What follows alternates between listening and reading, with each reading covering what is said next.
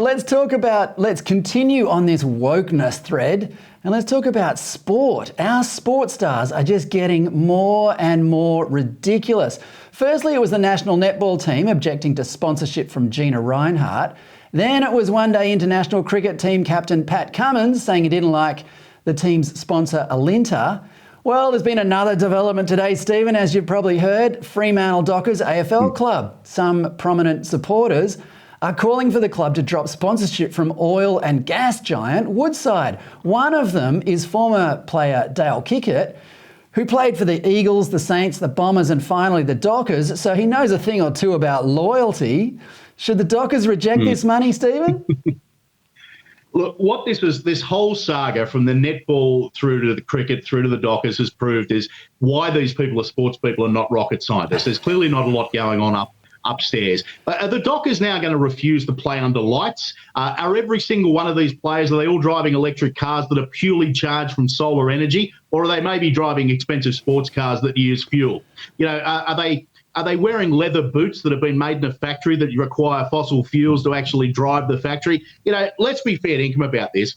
If you stop fossil fuel sponsorships in Western Australia, there'll be nothing left. What are they going to do? Have the Fremantle Dockers proudly brought to you by the Cable Beach Motel? I mean, who else is there in WA? The entire economy would shut down. Exactly. But what I find really disappointing is this kind of recent phenomenon that sports stars feel they need to align themselves with certain values. The country that I grew up in, Stephen, and you too, we thought sport was inspirational on its own. You know, these are people who fought hard to achieve their dreams.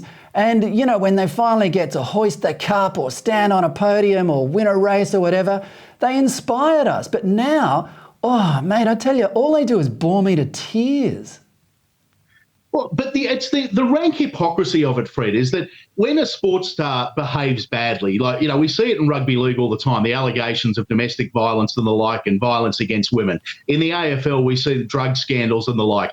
In every sport, we see these off-field scandals, and never once do any of the fellow players stand up and say, no, this isn't good enough. You are bringing our game into disrepute.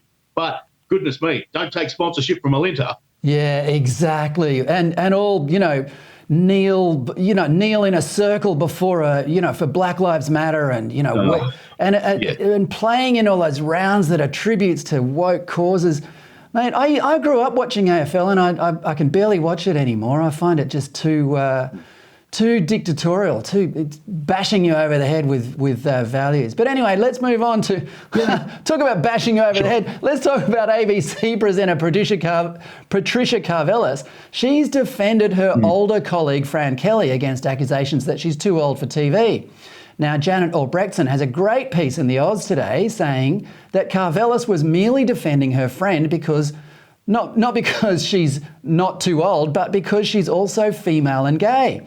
So Janet Albrechtsen says, quote, when Karvelas says it is important for TV screens to have an older gay woman on it, what she means is it is okay to discriminate. Stephen, where will all this identity politics end, mate? Well, look, the only place it can end is if we actually keep speaking out about it. But, you know, they keep talking about apparently it's okay to cancel somebody who's pale, male and stale, but if you don't fit into one of those three categories, you can't be discriminated against. It's just absolutely extraordinary that we keep talking about inclusivity, and that's the word they use. We want to be inclusive. Inclusive apparently means excluding anybody you don't like.